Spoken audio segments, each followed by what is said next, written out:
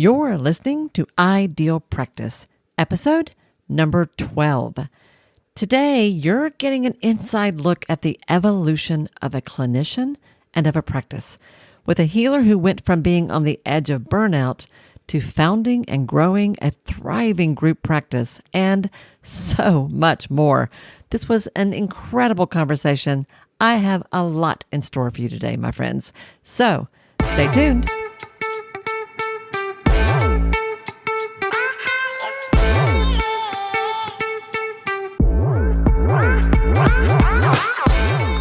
Hi, I'm Wendy Pitts-Reeves, and with over 2 decades of experience in the private practice world, I've built my 6-figure business while learning a lot of lessons the hard way.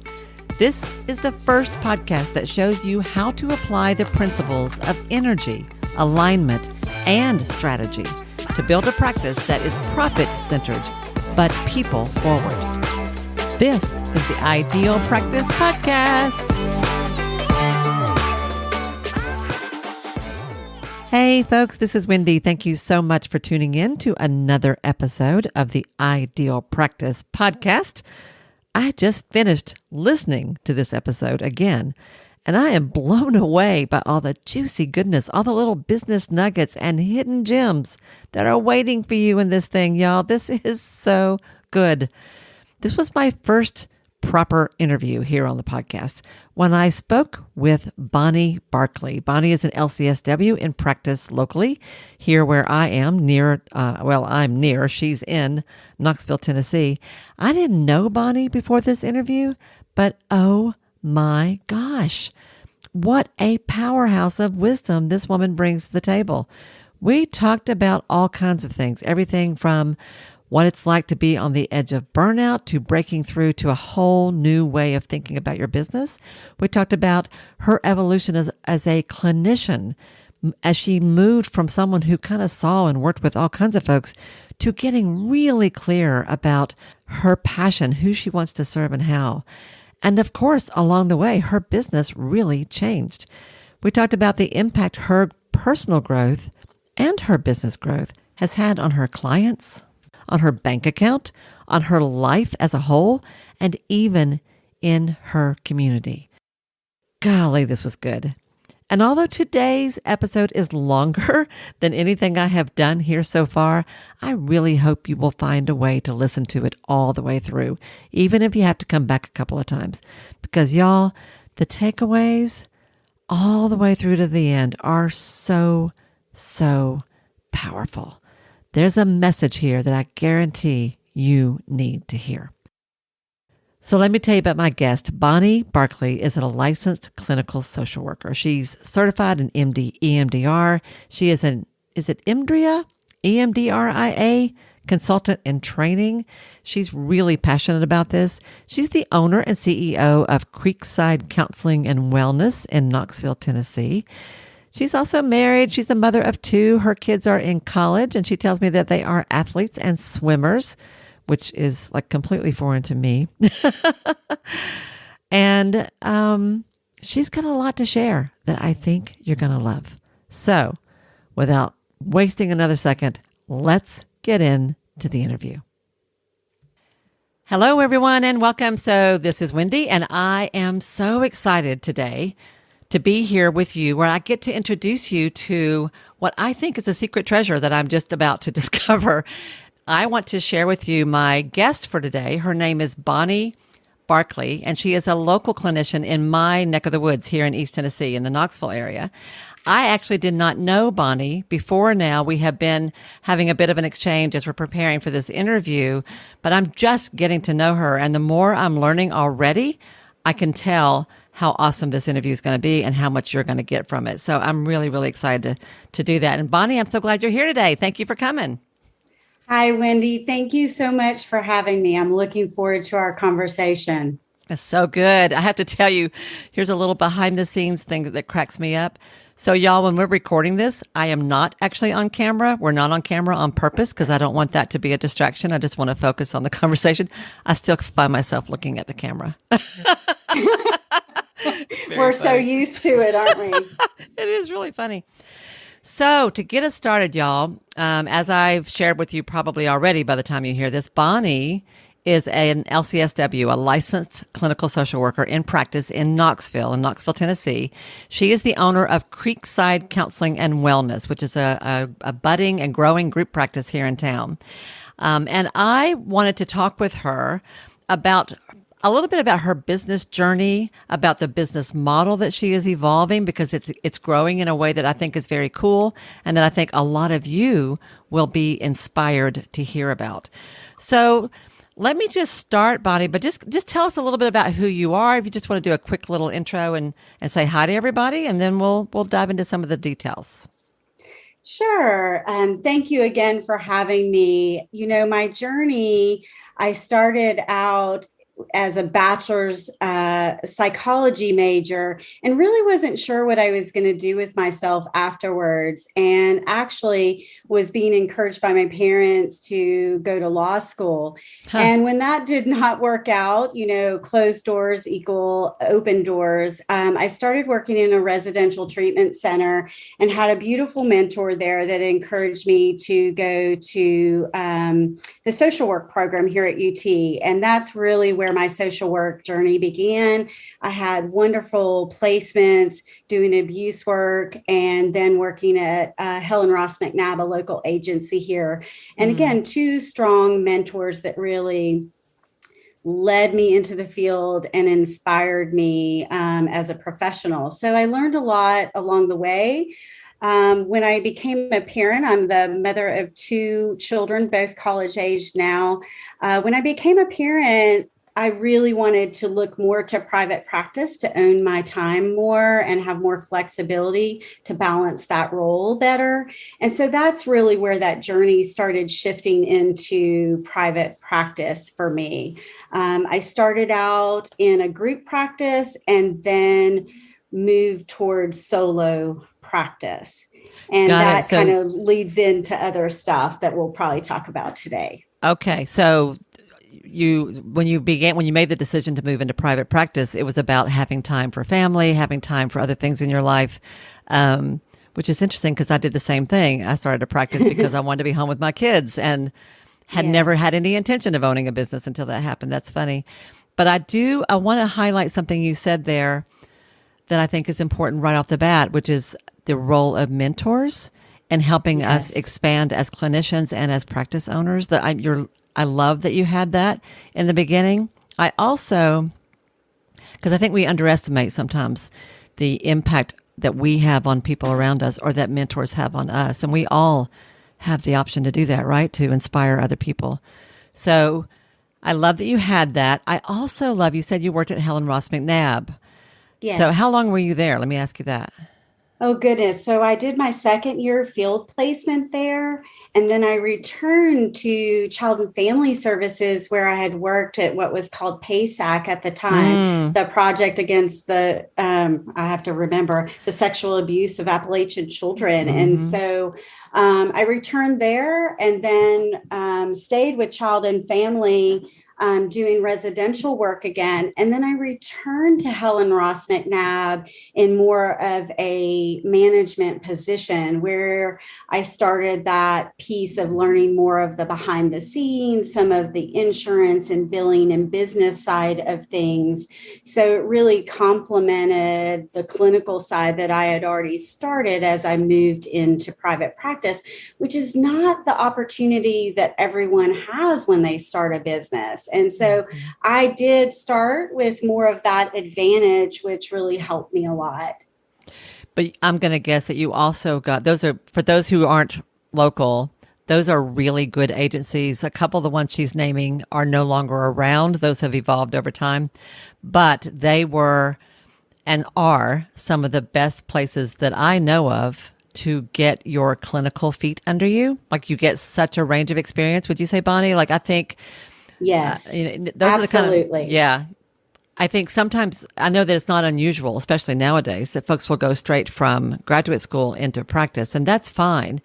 But I also think that there's so much around, I mean, this is totally off topic, but I'm going to say it anyway, around the isolation that happens when you're responsible for all of your clients and you're alone in a practice, you better know what you're doing with those people.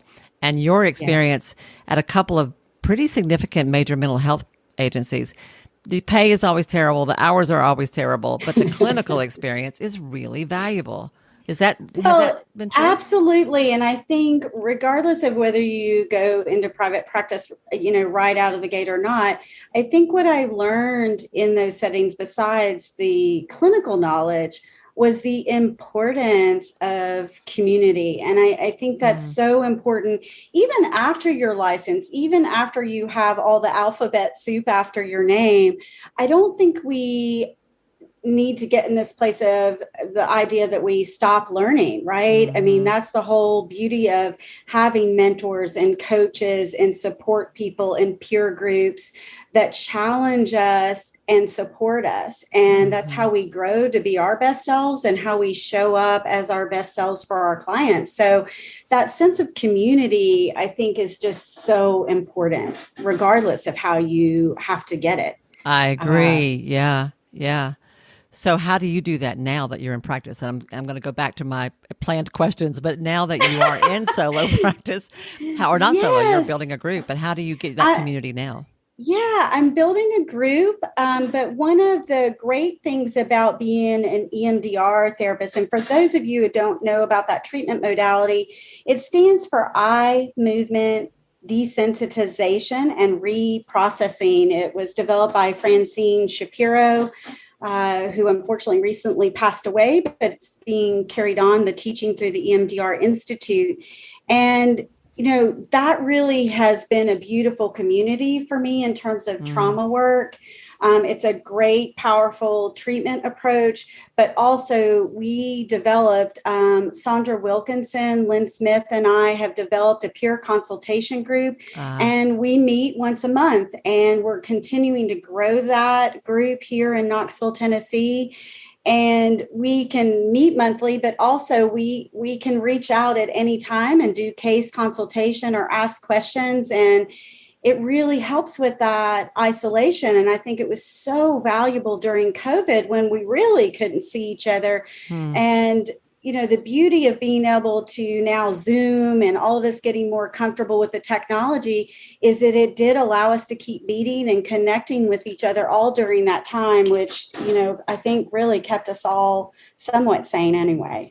So y'all, what I want you listeners to notice about this, as we go through this conversation, there are going to be all these little gems that are going to drop that you can take and apply in your practice to be more successful, to be happier, to have a practice that really works, as I always say, for you as well as it does for your clients. And this is one of them. And I'll tell you, I wasn't expecting this, but I want to highlight it because this is a brilliant point to make.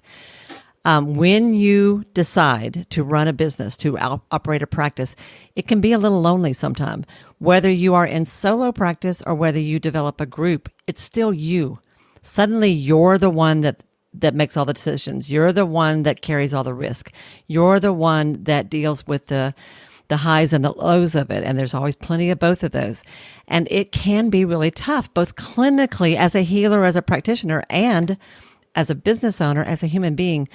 And what Bonnie is saying here, I want to put a pin in this because what she just described was actively on purpose creating a consultation group of your peers to make sure that you have the support you need, even when you are running your own show. And I love that, Bonnie. It's not something we talk about very often. I may end up doing a whole podcast episode on this at some point because it's so important. I myself was a part of a consultation group that met twice a month for 25 years. Love it. Right. And I can't tell you what a difference that made in lots of different ways. So I love that you highlighted that. So let's go back to your decision to start a practice. So what I'm getting is that you had solid clinical experience. And it sounds like because you went back into management at the agency, you also got some business, kind of the business side of things a little bit. But when you decided to start a practice, had you always planned to do that? Was that a surprise? Just the whole idea of I think I could do this. Tell me about that That, Well, where did that actually, come from? yeah, it really didn't. I hadn't thought about it. I really didn't know much about it. Worked in agencies all throughout, the internships and all of that. And I really hadn't been exposed to it. But when I got pregnant, I started thinking about, how can I balance this better? And so I started asking questions. And that was when I really started learning about private practice and being licensed, and that you could do your own business. And there were groups that did that outside of an agency setting. And what I wanted was flexibility. I wanted flexibility to continue working, but I wanted to have that time with my children. It was really important to me. And so this seemed like a win-win. I could still have both of those things. Now, what came about with that, Wendy, is that, my son ended up having some health issues. And there was a bit of time where that flexibility was so critical. And I wouldn't have been able to do that without a private practice. I wouldn't have been able, I wouldn't have had the time off to care for him. I wouldn't have had the flexibility to do the things I needed to do to care for him. I would have ultimately had to make a choice, which I would have made that choice with no problem. But this allowed me to have that flexibility to go up and down in my caseload, depending on how he was doing, and really show up the way I wanted to professionally. Yeah. So you could still take care of your business and your clients, but you could be there for your son the way you needed Yes. to be. I love that. Yes. Yeah. That I have a colleague who had a son with some pretty serious health issues as well. And I know that was a huge factor actually in her decision to go into practice at all, was so that she could be there for him. I love that. So had anybody had you run a business before? Had anybody in your family run a business? Was being an entrepreneur kind of a thing you were used to being around, or was that a whole new thing for you? Well, my father had started a business at one time, so I did get to witness him and the ups and downs of that. My brother is a very successful businessman, and I did get to watch him grow his business from nothing to something very successful. So, for me, what I saw is that if you work hard, you can do what you want to do. The key, I think, with this is balancing that with working smart, not just hard, right? Right. And trying to make sure that what you're doing is effective and efficient for you, your family, and your client, if that's your clients, if that's what you want. Mm-hmm. So, so that's interesting to me. So you already, like the concept, just the idea, because your dad had done some of this and you watched your brother do this, the idea of owning a business wasn't foreign to you. I knew nobody who, I never knew anybody who ran a business when I started. But even with that background or that kind of awareness in your life, in your universe, I'll say, you said that you started asking questions, you started reaching out to people, you started sort of actively seeking, how do I do this? What would this look like? What do I need to know about this? Right? Can you just tell me a little bit about that? Like, just as you were learning and even thinking about launching, what did you have to do? I think that one of the beautiful things I had to come to terms with is this concept of having a beginner's mind whenever you start something new. I talk to clients about that, and we extend a lot of patience and grace and all kinds of good vibes to our clients, as we want them to be gentle with themselves. But for me, I can tend to be hard on myself, a little more perfectionistic, if I'm honest, and more of that perfectionism rather than striving for excellence. And part of shifting to that striving for excellence is being willing to have a beginner's mind and be okay with not knowing, and knowing that there are people who do know. And they will show up. You just have to ask, but you can't get there if you're afraid to ask. you have to ask and keep seeking, because I know I love to mentor, and Wendy, that's what you're doing, right? Yeah, That yeah. is trying to help people really grow. And I love that. I love helping people. You and I talked about this briefly, but it tends to be a lot of women that I work with and you work with. And it really is okay to ask for help. And we encourage our clients to do that. But whenever you start something new, it's having that beginner's mind and being able to say, I need help and I'm committed to seeking it. I love that, because you're right, because there are so many things about starting a practice that really challenge who we are and how we think about things. At least I have found that to be the case. So I liked what you said about striving for excellence versus perfection. I'm going to remember that. It's a journey. Yeah. It's a journey, right?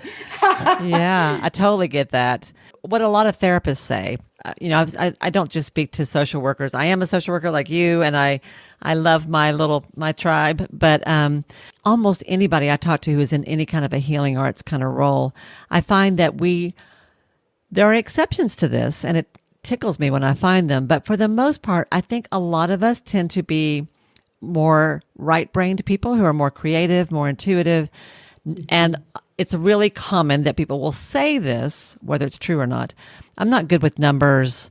I'm not good with that business stuff. That's not my forte. I'm really good at listening, or I'm really good at massage, or I'm really good at yoga, but I'm not. Yeah, I don't really do that. That's not me.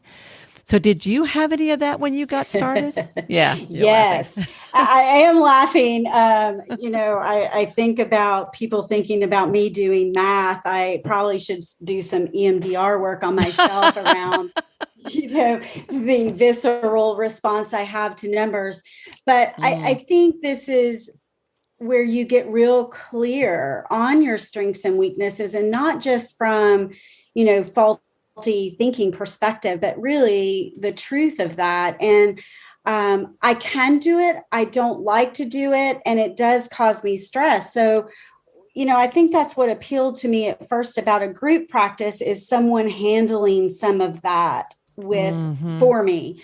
But what I recognized is that when I moved into solo practice, I do contract out. I have a person that does the pieces I don't want to do. And I have gotten technology with an electronic health record system that does a lot of the work. It's very intuitive.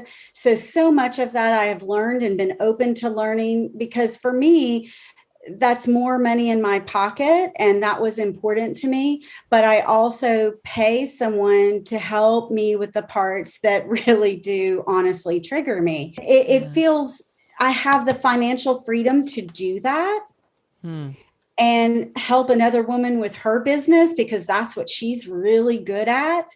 And I use her business to help me with a small portion of that. And then I can focus on the other pieces that I love. And so there is a way to do that if you don't like numbers. Now, with that said, I still need to know my numbers. Yes. I'm a businesswoman. So even though she does the behind the scenes stuff, I still have to know my numbers and what's going on in my business, and avoiding that is not a good thing, right? So let's look at that for a minute, because I think that's also really important. And I want to go back to the concept of team, because that's also what you're talking about. So tell me, this thing about I need to do a little EMDR on my story about numbers. Yeah, I can relate to that. I'm thinking, maybe me too. But that's really funny. But you just made a really good point. So I don't love numbers, but I can do them. Right? That's what I'm hearing you say. And I have a responsibility as a business owner, like it or not, I need to know what my numbers are. Say more about that. What does that mean? What kind of numbers do you need to understand? And tell us a little bit, if you don't mind, about kind of your process. What do you track in your practice? What do you watch? And what is it that you have hired out to have somebody else do? Like, tell us a little bit more about that whole process, because I think this is a bit of a mystery to people who are new to a practice. Like, what do you even do with this? How does this even work? What do I need to know? I'd love to hear that. So, part of the first process or first piece of this process was finding a good electronic health record system that I really liked and that felt intuitive to me. And I tried several and have landed with one that two things were important about that. One, that it was intuitive, that it did the things that were important to me, but also the second thing is really that there was good customer service, that if I like to ask the questions. And so if I have questions, I really want to know that I can get a person and that person is going to walk me through things that I don't understand until I understand them. And so that was really important from that perspective. And what that system allows me to do is run revenue reports to check and see that there's not any outstanding balances, that clients have paid what they're supposed to pay, that things are applied appropriately in that whole financial piece. So I am able to do that. It allows me to check as a business owner that now that I have employees, that their documentation is done, that things are up to date, that things are being taken care of that need to be taken care of for the business to run smoothly. So it offers those systems that are so important to having a good flow in your business. So all of that I really do on my own. Now, with insurance companies, and I just went off panels, but I do still do some out of network billing and different things. And one of the things that I did not want to do was getting those explanation of benefits and all. I mean, just looking at all the numbers, like I said, just kind of triggers me. Yeah. So that is what I pass on. I don't want to sit and enter that, do that data entry. But I am up to date by running those reports to know that she has done that. We communicate around that. She enters those things for me. If there are denials or things that we need to track down, she is spending that time. And what I think is important about that as a business owner is when you look at your time and the value of that time, how do you want to be spending it? And I want to be spending it creating, growing, building, being with my clients, being inspired, being that creative side and visionary of my practice, and allowing my team to do other pieces of that frees me up to do the things I enjoy and love to do. Absolutely. And that is a much better use of your time. There's a lot of ways to think about that, but you're right about that. So so you process a lot of your things directly through your EHR, your electronic health record system, right? Yes. But then you hired like a billing clerk or a bookkeeper? Yes. So she has a billing business, and that is who I hired to do that. She will also, back in the day when I was on panels, she would do the credentialing and keep up with those files for me and make sure I was on top of all of that stuff. And it was worth the money that I invested in that. It really was not a large amount. And, by not spending that time on the phone or doing the other things, I'm generating more income or, doing consultation and other things that I enjoy for that time. And so that's value to me. Yeah.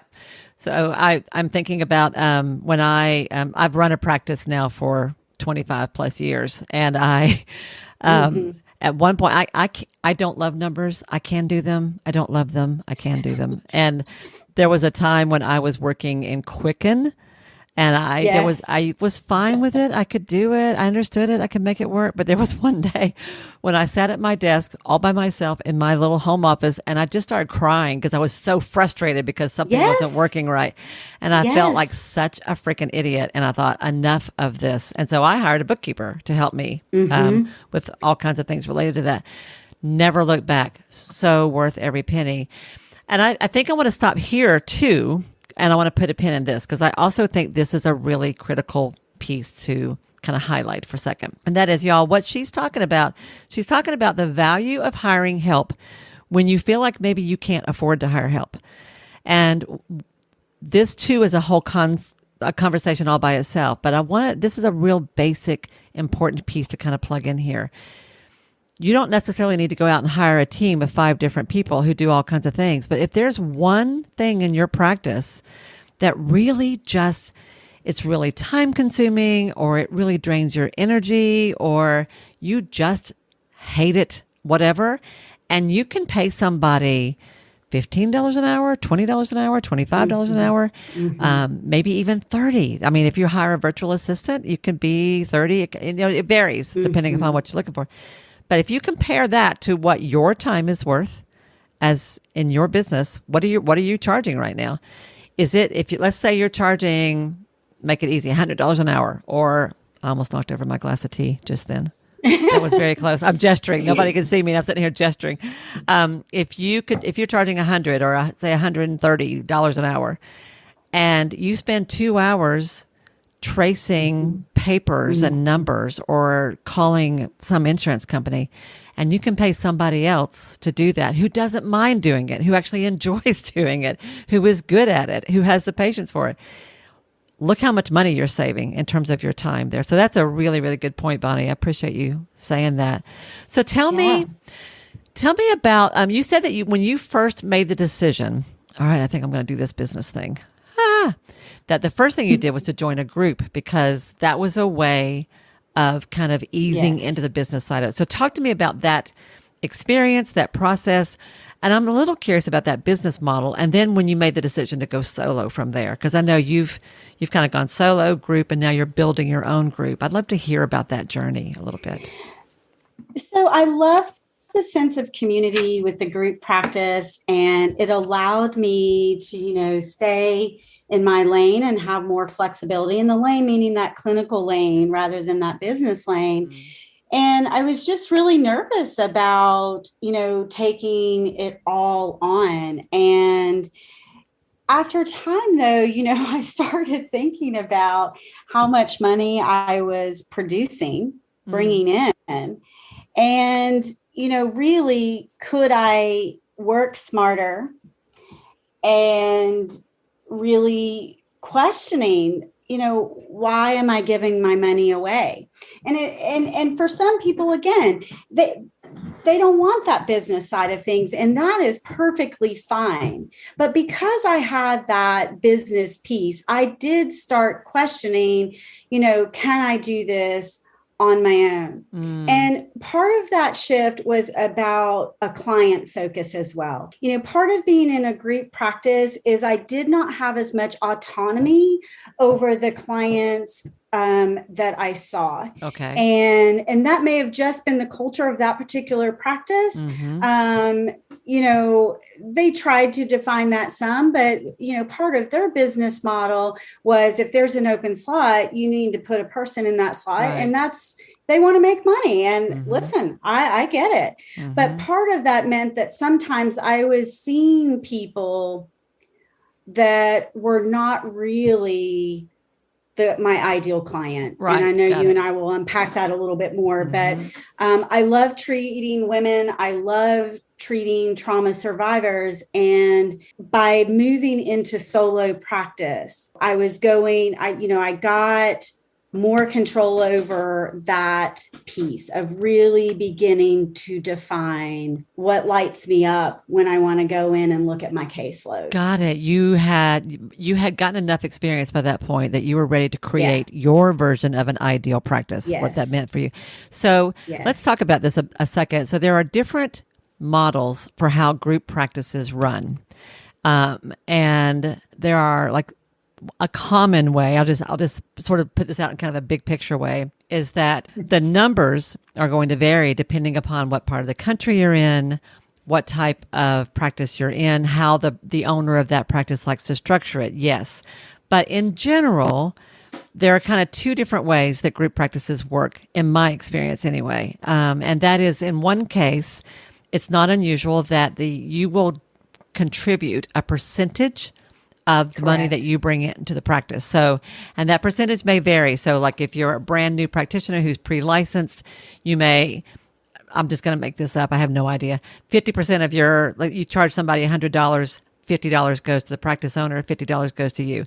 And then maybe when you get your license, maybe $40 goes to the practice owner and $60 goes to you. And if you've been there for 5 years, maybe $30 goes to them and $70 goes to you. So the percentage will vary depending upon that particular practice. But in general, that's how a practice owner makes an income, right? That's their revenue, right? It's also how they serve more people. I mean, there's a lot of benefits to a group practice. Another way, the way my group practice ran that I had was everybody paid a flat rate to be there. They paid something based on the amount of space they were using. And in our model, ours was more like a co-op. So everyone contributed to the health of the practice, but in a way, there was like individual businesses underneath one umbrella. That's how my practice ran. Very, very different kind of model. So what Bonnie is saying is that she went into it thinking, I just really kind of want to do the clinical work, and it's kind of nice to have somebody else do all the worrying about the business end. But I'm going to guess, Bonnie, as your confidence grew, as your skills grew, as you got some more of a track record under you, that you begin to get an itch. How much, what could I do differently? So when you were working in a group setting, how many clients were you seeing a week? How many client hours were you seeing? And then when you went to solo, did that change at all? I'm curious about that. Well, I was a high performer. That's that whole back to the striving for excellence versus perfectionism, which could be a whole nother talk, right? So I tended to see about 30 to 32 people a week, Wendy. And wow. And, that did not really change in solo practice. But what changed was the clients that I was seeing were more in line with my vision of what I wanted to treat. And with that came renewed excitement and energy with that. And, just for a moment aside, as me being a new group practice owner myself, I don't want it to seem like I think group practices are bad, but as I do that with my own new employees, but I think the vision that I had even for that is more of that mentor environment where I want to take an active role in developing the clinicians underneath me. Like I had that role where, I really take the time to meet with them and develop them as clinicians and really help them step into that autonomy and that power of who is my ideal client. That's really important to me, that they never feel like I'm so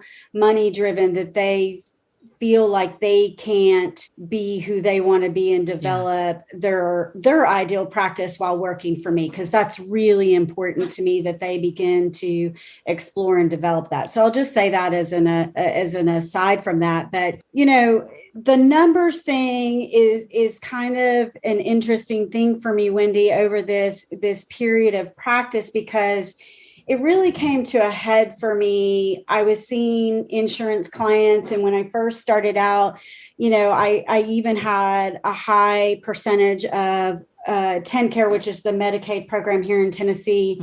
And so I was even making less with that. But the first move I made for myself, which I did have a lot of support from with a practice owner, is I had to start thinking about how much money do I need to make and what makes me feel good about that. And so I started putting some boundaries up about, how many of these clients or, lower rate clients am I going to see? And how do I start looking at what do I want to make and kind of reverse engineering that to make decisions and start setting boundaries with my practice, both in terms of the kind of clients I want to see and the amount of money I want to make. And that was really a new concept for me, because even though I had that business side of things, in agency work, you see who you're going to see. And I never even thought about, how much money they make while I'm there. I just thought about my salary. So that was a whole new concept.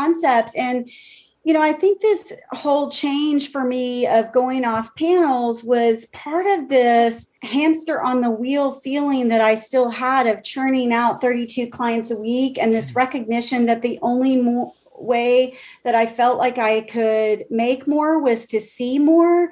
And that really started to weigh me down. And, I would try to advocate for myself with insurance companies to try and get a different rate. And so I had to really sit back and look at my mindset around this, that I wanted to make more. The insurance companies weren't going to pay me more. And the only way to make more was to see more. And I was already seeing so many. And with the pandemic. I want to say, to me, 32 hours a week is crazy, insane, is a recipe for burnout. I was in my absolute highest ever, but full-time practice, I think I saw 25 or 26, and that was it's crazy. Yeah, it's that's crazy. insane. That's insane. And I run high anyway, so I get that. With the pandemic, that was the straw that broke the camel's back. When you talk about burnout, Wendy, truly, and I was hybrid, with the exception of the first 6 weeks of the world when everything was shut down. Because of the population I see with trauma, I really considered myself a frontline worker. And this is not to say that those who did total telehealth were not frontline workers at all. But I had some clients that just was not going to work for.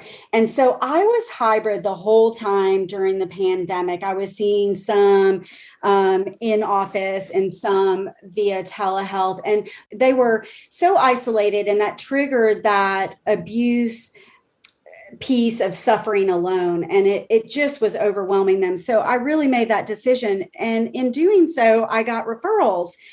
And I was already so full. Oh, because you were one of the few people who was still seeing people in person.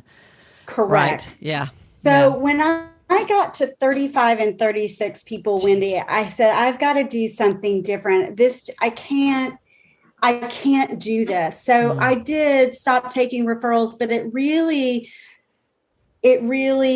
helped me look at some things that I did not want to do longer term supportive therapy, that I wanted to change. Were you still insurance model. based at this point? Were you still heavily into Yes. Okay. I was insurance based. So I had people that I had seen, 5-10 years in longer term supportive therapy. And it made it where I couldn't create space to do something different. It made it where I couldn't breathe. You couldn't breathe. Yes. Thank you, Wendy. You really couldn't breathe. I'm trying to find the words to say this nicely. You can't breathe.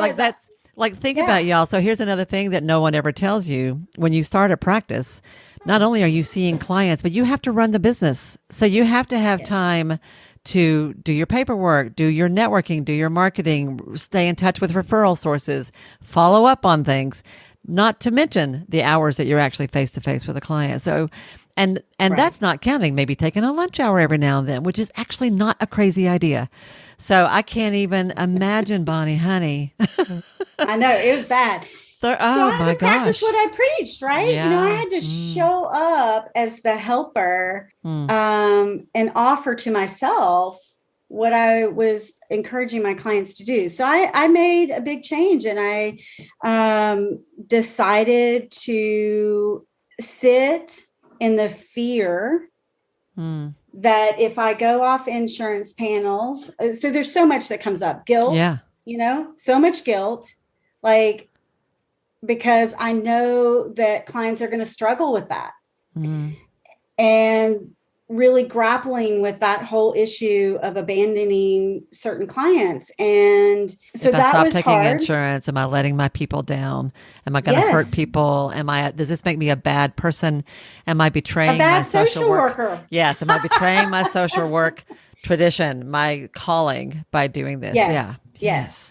So I grappled with that. And that's, again, where that community and that support is important. So I reached out to the people that I know are private pay. And I think to be successful in that, you do, it's harder to do that as a generalist, not impossible, but harder to do that as a generalist. And I really had to start seeing the value of my service and really tighten up what I wanted to do. And so after my EMDR training, I wanted to solely treat trauma and to do only EMDR work. So you got super specific and clear about the type of work you wanted to do and how you wanted to deliver it. Okay, got it. That's good. So I went off panels, and I was one of those that I didn't do it gradually. That is a way that a lot of people like to do it, take their lowest paying panel and start easing off. I kind of do things full bore, tilt, whatever. And I just said, I'm just going to do it. And I did. And I had to sit through those hard sessions with my clients and work really hard to set them up with good referrals. And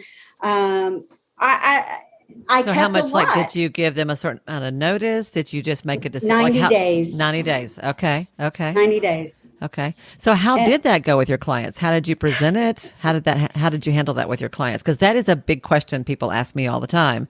What in the world do I say to my people if I'm going to do this? Yeah, so I sent out a letter to all of them and then followed up in session with them about what that would look like. And I got really clear on, like you said, what I'm going to do. I'm going to be an EMDR therapist. This is what I'm going to do. If you want to stay, this is my new rate. And, if you don't, and I understand that, and you need or want to use insurance, let me help you with that referral process. And, encouraging them to look at their out-of-network benefits and what that process would be for them to provide something called a super bill. For those of you who don't know that, you can provide type of kind of statement that says what you billed for, and they can submit that to their own insurance companies. Some agencies or practices will offer to bill that for people. I only did that for a select few of elderly clients that I think that process would have been too much. Impossible. Impossible for them. And then I would provide them a super bill, and then they would bill for that. And so I gave them those 90 days as a transition, really allowing them to work on that termination if they were going to move on, giving them permission to do that. And that it was okay that they wanted supportive therapy. It was really okay that that's what they needed, and that they were supported. So what you're saying there is it was okay if they wanted longer term, sort of more of a maintenance kind of support. Yes. And you were much more interested in doing more shorter term, let's get this done and let's move on. Your clinical style was changing as well. So it wasn't just a financial change. It was a way that you were delivering your services. That's important too. So and I love this, Bonnie. I love this because as we own a practice, if you own a practice for any length of time, and if you're in this work for any length of time, you're going to change. And who you want to serve and how you want to serve them is going to change. I think I change what I do every 3 years because, I used to work with kids. I don't anymore. I used to be known for my work with teens, who I loved, but I don't do that anymore. Yes. You were doing long-term sort of traditional style psychotherapy with folks. And you were kind of like, that's not how I want to serve anymore. So I love that. And I want to say, I don't think 90 days, you said that you don't do it like everyone else and go off slowly. One thing about that, I think 90 days is fine. I think that's really actually perfect because it is a defined, reasonable amount of time for people to either make a decision and come up with the funding to continue with you, or to wrap up if they need to, or to be referred. Right. I think 90 days is perfect, actually. Right. And for folks, in terms of going off insurance slowly, if this is something you're grappling with, I too have seen people who will say, well, I'll just cut out one or two, and then maybe I'll cut out one or two more. And I also think you can do it that way, but I would just want to question, is that just a way of dealing with the fear? Because I think sometimes we do that as a way of avoiding the whole thing, right? So I'm going to put that out there. Because that whole scarcity mindset, is someone going to pay? It gets into that whole service industry piece, the scarcity mindset of, are there enough clients to go around? Will I starve? Am I going to go back to eating ramen noodles again? Right. Do I have to live in a tent? Yeah. Right. Are there going to be enough people who want to pay my rate? And so part of me doing the EMDR work, which has really changed the whole approach to therapy. And I think it's because I saw the transformation that people really could get better. And with this approach, and one of the models that I have developed for that is an intensive model. So not only was I moving out of this traditional medical model, but I was moving out of this traditional model of weekly therapy. And someone said, "Hey, have you heard about EMDR intensives?" And the only kind of intensive stuff that I had heard about was IOPs, that you step down from inpatient and you do intensive outpatient therapy, like the Middle Path here in town, right? Which is fabulous. I'll give a little shout out to them. But, yeah. I didn't know what that meant. And so people were like, well, you could do extended sessions, like 90-minute sessions, which is actually what Francine Shapiro recommends, but insurance won't usually cover that. And you could do 2-hour sessions or maybe 3-hour sessions or see someone multiple times a week. And people actually, who can't do weekly sessions, who can't figure out how to get away from work, could take off an allotted amount of time and come in and work intensely and really address some deep issues and do that periodically on their schedule. And I thought, wow, I wanted flexibility in how I wanted to approach life. So I had balance and could do the things that were important to me. What a concept that a professional human being might want the same opportunity with therapy. What? You mean I don't have to do everything in a 50-minute segment every Monday at 2:00? Okay. Radical. Right. Okay. So tell us about that. Tell me so your practice today is very different. Tell me about the clinical side of it. What is an EMDR intensive? Who are you serving? How are you serving them today? Tell me about this side of your practice. And then I want to also speak to the business model that you're using now and where you're going there too. But let's talk about the clinical side. Tell me about these intensives, because I too I'm familiar with EMDR, but I've never heard of an EMDR intensive until I heard you start talking about it. So tell us. Well, it's exciting. I think with the 50-minute session with EMDR, you're going to check in with your client, then you're going to go into what's called reprocessing. So doing the deeper trauma work, and then you need to kind of contain and close things up. So in a 50-60-minute session, you might get 20 to 30 minutes of doing that deeper work of that trauma therapy. But with an intensive, with longer sessions, you get to spend more time doing that real work. And so when I was doing weekly sessions, sometimes I felt like you just kind of get to the meat of it, right? Mm-hmm. You start peeling back those protective layers, those survival skills, and you get to the heart of it. And then you got to close them back up again. And so at times that's really hard as a therapist. You want to see that transformation. You want to see them feel better. What I love about intensives is that I have time to peel back those layers. You can go sit deeper in the hard stuff. Mm-hmm. It's so impactful. And, one of the things about having these longer sessions too, you have to really plan for this.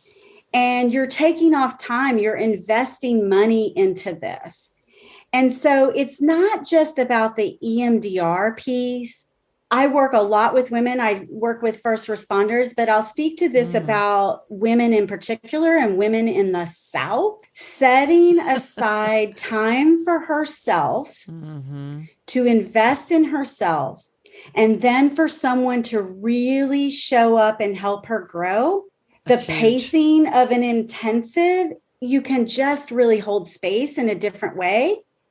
You've talked about in some of your other work about energy. It is so special to witness and partner in that healing process with amazing women who, some for the very first time, prioritize the time and space to heal, not just squeezing in an hour before they have to run out of here and pick up their kids or make dinner or run back to work. And that was what I was seeing too. You know, we have these survival skills to peel back a layer and then go back and be your professional self or go pick up your kids. And it's hard to get in there and do that vulnerable work when you got to just put on that face again. Gosh, and show up for other people. So for you, with your clients in particular, what would you say is typical? Like, how long are most of your sessions like this? Do you have a norm or a standard that they fall into, or do you have like a package that you're offering, like a standard, like 3 2-hour sessions or whatever? Do you have any kind of is there a structure to it? And if not, what would you say is the norm that you find is working best with your particular clients? Great question. You know, I think people vary in how they do it. And what I started doing to market this new model is I started with my current clients and I started looking at who do I feel really could benefit from a longer session. So that marketing, which, you know, for us therapists, that's a hard word to sit with in and of itself. And, you know, but I had to market internally. And part of that, a key point in doing that was to not make that part of a therapy session. The therapy session needed to be their healing time. And so what I did is I developed a letter and I did a brief video to a client that I felt could benefit from this new model. And I sent that to them and set up a consultation call specifically for that. I really wanted them to see that this was a choice. I wanted to separate that from their therapy time that they were paying for. And it just felt better to do that and give them a yes or a no, a choice in that matter. So yes, I started out offering extended sessions. And then I started out with a 2-hour intake, 3-hour half-day intensive, and a 2-hour follow-up. Love it. Now I do multi-day. So I will do the 2-hour intake. And today, actually, I did a 3-hour intensive after her intake, and she's coming back tomorrow for 3 more hours. And then we'll kind of go from there because her trauma was much more complex. So I really try after that intake to individualize a plan based on what the client's coming in with and what their personal goals are and my clinical experience of what that might take to accomplish it. I love this. So let me make sure I heard that right. The language that I am going to use is packages, which is a way of basically bundling or grouping your services together in a way that serves your clients better and works for your business as well. And what I'm hearing you say, Bonnie, is that your kind of foundational package, as you were beginning to sort of move into this, was 2 hours for an intake, 3 hours for an intensive, which is a half-day session, you're right, and then another 2-hour follow-up, but that you also can flex that as the clinical needs require, right? So am I hearing that right? That's kind of where you Yes. And that really, you know, in setting up this package, Wendy, that is a huge shift for a therapist. You know, we're like, what's your hourly rate? How many hours is that? And we also don't account for other time. So part of my intensive is creating a little bit more of a retreat style setting. You know, it's so diagnostic when you ask your client, what would you like me to have available for you on your special day? And they're like, water's fine. And I'm like, okay, hang on a minute, right? That's diagnostic. You deserve more than water. So how can we, you know, talk about that and unpack it? But I started charging for when I looked at this package. There's paperwork that they do before. And when I come into an intake, I have read it all. I want to walk into my client's story. I want to walk into that story and be able to sit with them and really understand what they're needing and what they want to work on. And then in the intensive day, you know, I go shopping for them and get those foods. I mean, if you could see me looking for red Twizzlers and trying to figure out if that should be cherry or strawberry. And so I finally just said, oh gosh, I want them to have what they want. So I'll just buy both. You know, I want all parts of these women to walk in and have the right red Twizzler. My husband thought I'd lost my mind. I love that. Who knew that red Twizzlers could be a therapeutic prop? There you go. It is. And so I sat back with this package and I had to account for my time. And that's very different as a clinician. You know, we're not allowed to count for phone calls and emails and paperwork and all of these things. So this was really looking at not only the hour that I'm in the room with somebody, but the transformation that I'm offering and the value of my unique service and all that goes into that, which is a really different approach to therapy. This is pretty radical. I'm just going to say this. This is pretty radical, not to me in my world, but for a lot of, I feel like I'm shouting. I can hear when I start getting excited, I start preaching. I do the same thing. But I like in a lot of our listeners, I think, will be people who are like, I've never, ever thought of this before. I will say that when I coach folks, I often will encourage people to create special packages depending upon the nature of their business. But I love the idea of a sort of a comprehensive, all-inclusive kind of service where you get part A, part B, part C, and when you're done with all of that, here's where you're going to be. And that's what you're doing, which is a very different way of thinking from the traditional hourly services. And it is also how you get out of seeing 35 freaking hour people a week. Yes, ma'am. And I'm out of that. See, I'm out of it. I have really stepped away from that and I've been able to, and it's been a great feeling, but I'll tell you, it was uncomfortable doing the packages. Yeah. And if I'm completely honest with you, it was really uncomfortable to see holes in my schedule. Okay. Yeah, I get that because of course, because you were used to like assembly line, like cramming it in. So when you had free space, I can see that would bring up, for a lot of people, it'd bring up a lot of anxiety. Like, oh my gosh, am I going to be okay? So tell me, like my mind just went like 10 different places. Tell me about the how you have come, what's happened with you in terms of money mindset, in terms of abundance, in terms of pricing. Where have you gone? Because you've gone from an insurance-based model where I'm guessing you're lucky if you're bringing home $60 or $70 in a session, to I'm hoping a lot more. And I'm not going to ask you to share specific numbers with me mostly because those will change over time. So if you quote that today, 2 years from now, it may be higher, which I hope it will be. But I'd love to hear what's the process and how has this evolved for you in terms of getting comfortable with the money? Because there better be good money behind this, because Lord knows you deserve it. Well, thank you for that. And, I think we all deserve it. As a helping professional, we get this idea that we're doing it for the cause, and we do it for the cause. Don't get me wrong. But so do other people. I think doctors and veterinarians and lawyers and a lot of people do it to help, but they also get paid for what they do. And I think we can have both. We can be good helpers and we actually show up with better energy when we're able to also take good care of ourselves financially. And so I think that's so important. And so, yes,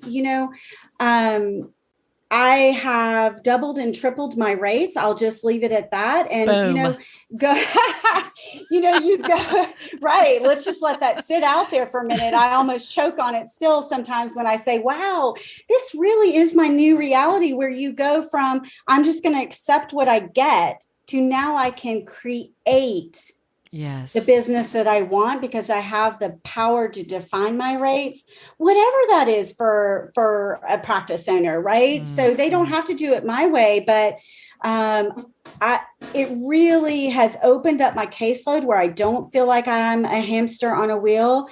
And I am able, in making more money, to have time then to show up in other ways to provide pro bono services. We're developing what's called a trauma recovery network here in Knoxville to offer some services in times of crisis, whether that be natural disaster or shootings or things like that. And I have space to show up in those moments with my unique EMDR skills.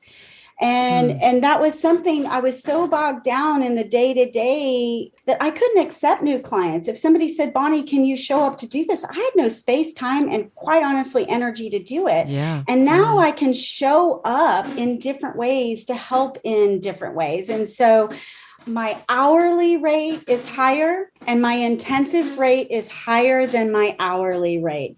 And let me explain why I think that is, because that is a unique specialty service and it should cost more money. It's premium. It's a premium level service. Yes. Right. And I just like notice all the things that you talked about that went into that. You really think about your folks before you meet with them. You have them do some homework, which y'all, I also think is brilliant because I require that from my coaching clients. I don't do that in my counseling practice so much.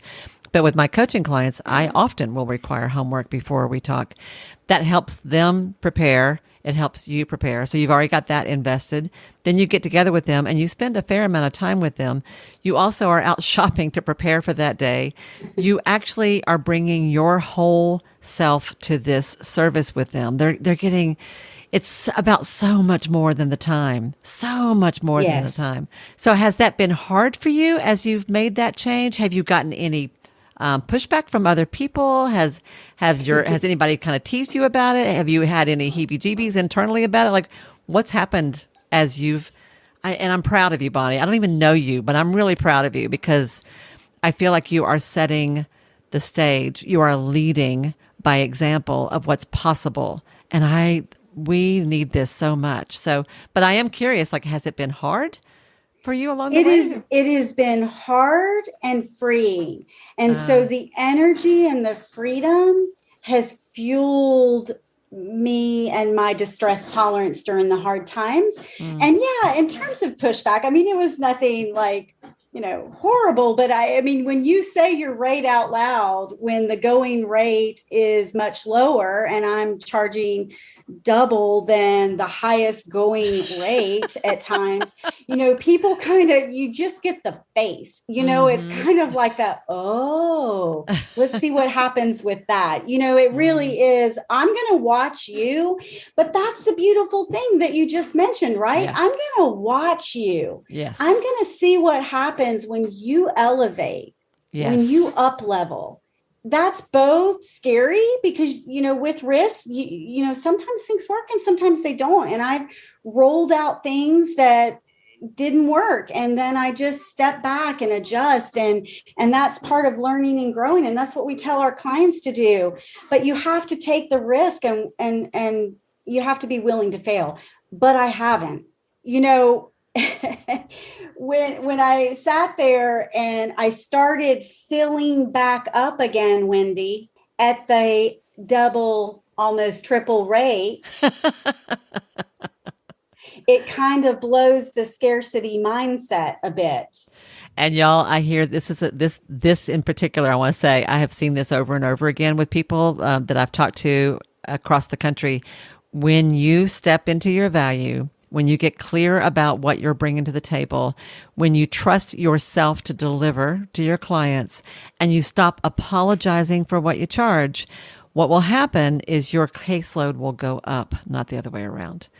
And even if it doesn't, you'll see half as many people and make the same amount of money you were making before. 9 times out of 10. Beautiful point. Yes. Because that really helped me, Wendy. I mean, that really did. What's the worst thing that's going to happen? I'm going to have more time and the same money. Yeah. But it usually isn't that way. Usually what happens is your numbers go up. Like your referrals will go up and you get better clients because, and I say better, I don't mean that to sound judgy, but you get people who are more committed to the work, who are willing to show up, who are scared to death, but will do whatever it takes because they are serious about getting better and they want the best, which is why they're coming to you, right? Has that been your experience? Have you found that? Yes. Yeah. That energy, it really, you feel it, they feel it. It just it grows in the room, and that healing, just the movement of it, it's so contagious. And that was the word I was looking for. I'm like, where is it? It's somewhere in my mind. The contagious energy of that moment. And they show up differently. Mm-hmm. They know what they're investing. Yeah. And that investment is not in my service. Yes. I mean, they want a good service. Don't get me wrong. They're investing in their own transformation. Yes. And that is powerful. So that takes me back to what you said about women in the South. And I'm going to say this, and then we're going to start to bring this to a close, because I think I could talk to you all day, and I want to be careful because I'm quite capable of doing that. But you said something a minute ago about women in the South and taking care of themselves and putting themselves first. Yes. This is to me, so I think this is kind of where I want to go with all this. If I could put all this together, and y'all, we have talked about a lot of different things today. There are a lot of pieces to this conversation, as I knew there would be. But what it all really comes down to is leadership. And I told you, Bonnie, I was going to say this because I said this to you offline. I'm going to bring it back because I really, really feel like this is so important. What I see is that, number one, you stepped up as a leader in your own life. You began to say, this is what I want. I want this for myself. I want this for my family. I want this for my work. And I don't even know how I'm going to do it, but I'm going to figure it out. You began to allow yourself to ask for more, to wonder what more looked like, and to explore how to get there. And that's step one. You were leading in your own life instead of, like you just said, accepting what you could get. Then you also step up as a leader with your clients. Yes. And this is what you were just now talking about, made me think about this. When our clients come to them, women will pay anything they have to for their kids or their spouse or their parents. Yes. They'll do whatever they have to. Or for the poorer person down the street who just needs an extra hand. But for themselves, oh, no, I couldn't possibly do that. But when you lead your clients, which is what Bonnie's doing, and you say, girl, I can help you. It doesn't have to be this way. You are worth it. It's going to be a little tough. We're going to take some time. It's going to cost you something, but here's what's on the other side. And look how much better you will be as a human being, how much better you're going to feel, how much better you're going to work, how much better you're going to be there for your family. Like, it's worth it for your people, for you to spend this money on yourself. And kudos to you. It always gets me when we apologize for our rates to our clients. We are I'm preaching now, but I do this. We are minimizing, I really do. We're minimizing the value of the decision that they are making. So I love that you 100%. Are leading. All right. You're showing them what's possible. And then, but it's not just that. You also have mentioned employees, which tells me how your group is going. So there's contractors, there's employees. You're building a group practice, and you said, you want to make sure that you are mentoring your staff, that you are training younger therapists, that you are you're bringing them along, which is being a leader there. I'm not just going to give you business. I'm going to teach you how to do this. Which is how I ran my practice, actually. I actually, unofficially, I've been coaching for 25 years. I just didn't know it was coaching. I was just called it helping people, right? But then the last thing, Bonnie, is that you talked about starting this trauma network, this trauma response network. Did I get that name right? Is it trauma response? It's Trauma Recovery Recovery Network. Yes, through HAP. I love that. Yes. So there you're stepping up as a leader in the community. So look how much good stuff is coming because you were willing to own the value of what you bring to the table, dare to want something more, be willing to risk going against the norms in some way, because we as social workers are so conditioned not to think this way. And you are now serving people in a much higher level, doing much richer, deeper work. You are changing lives in a big way and making more money and having a life at the same time. Yeah? Kind of crazy, isn't it? You know, part of the key of, EMDR is helping women challenge and let go of limiting beliefs, the narrative born of past trauma or distressing events. And if we're talking about this in our own therapy world, the culture that you grow up in, those limiting beliefs or those shoulds and have tos that we are surrounded by. And that's what healing's about. And to be a good helper, we have to be a healed helper and look at our own limiting beliefs and live that narrative that we want to live in our own life. And I really had to make that change. I had to step into the narrative or story that I wanted. And by doing so, I show up in a way that encourages my clients to do the same thing. When clients come in with their limiting belief, as EMDR therapists, we look at that negative cognition or that limiting belief. And the EMDR question that we ask is, what do you want to believe about yourself instead? And it's such a healing question for our clients, but I would challenge that we need to do that as businesswomen, as therapists, as professionals, to say, if this is where you're at, what do you want to believe about yourself instead? And I want to believe that it's okay to be financially successful and help women, help clients. I love that. Whoever your ideal client is, right? I love that. So Bonnie, thank you so much for this conversation. Where can you're going to have people who are going to reach out to you, who are going to want to ask you questions. You may have people who want to do some work with you. Where do people find more about you and your work? How can they find you? So I have a website that is www.creeksidecounseling-wellness.com. Awesome. So we will make sure that all of that is in the show notes so you guys can find that and reach out to Bonnie. I have a feeling she will be more than happy to answer questions or talk to you. And Bonnie, is there anything else that you want to say to make this conversation complete? Anything that we haven't touched on or anything that just feels important for you to say? No, I think it's just, if you have an idea or a dream about what you would like to pursue, get it down.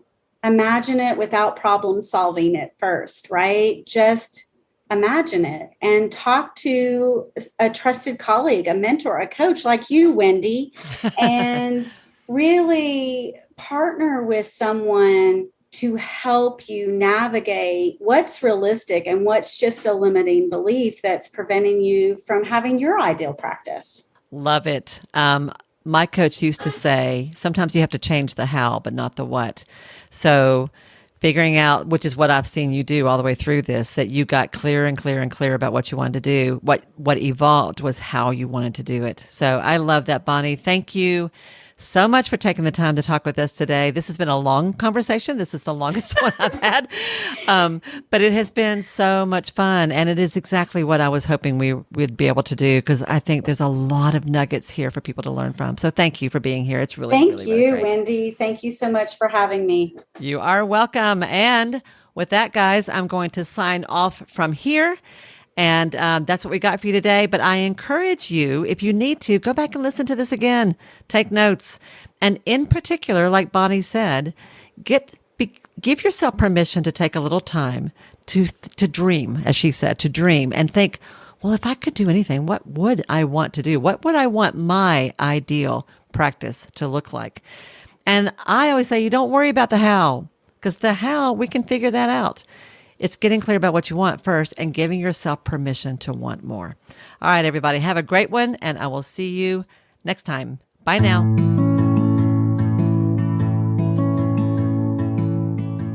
What if you could stop worrying about getting enough clients, keeping enough clients, and getting paid by those clients? What if you could stop worrying about money much at all because you just knew that what you needed would always be there? Here's the thing, y'all. We all get stressed out, especially about money, and it's really easy to slip into a mindset that focuses on worry and lack.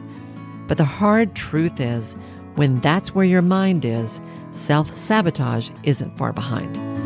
On the other hand, when you come back to center, tap into trust, and cultivate a mindset of abundance, it's amazing how things change. I swear sometimes it feels like magic.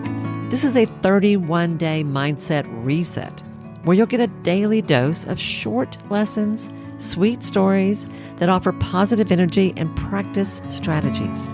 Each one takes less than 5 minutes and is designed to help you completely shift your relationship to money in your practice, and for that matter, in your life. Y'all, this is totally self-paced. There's no rush. You can read or listen to the lessons that fit what you need on any given day. And you get lifetime access to any future versions I may launch as well. That's why your one-time investment for Mind Over Money is forever. And it's only $197. What would it take for you to recoup that cost in your practice? 1 session? Maybe 2? On the other hand, what would it be worth to you to feel better about money and to reconnect with that, that inner sense of well-being that is your natural state? Personally, at the risk of sounding like a cliche, I kind of think that's priceless. So if you're tired of worrying, if you're ready to develop a lighter, loving relationship to money, go to wendypittsreeves.com/mind. Again, that's wendypittsreeves.com/mind. All you have to do is click on the button to register, make your payment, and you can get started right away. I'd love to see you there.